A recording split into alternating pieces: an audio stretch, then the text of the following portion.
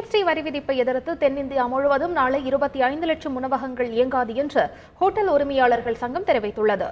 சென்னையில் செய்தியாளர்களை சந்தித்த சென்னை மாவட்ட ஹோட்டல்கள் சங்கத்தின் தலைவர் ரவி, ஆட்கள் பற்றாக்குறை, மூலப்பொருட்களின் விலை உயர்வு போன்றவற்றால் உணவகத் தொழில் கடுமையாக பாதிக்கப்பட்டுள்ள நிலையில் ஜிஎஸ்டி வரி விதிப்பால் மேலும் பாதிக்கும் நிலை ஏற்பட்டிருப்பதாக தெரிவித்தார்.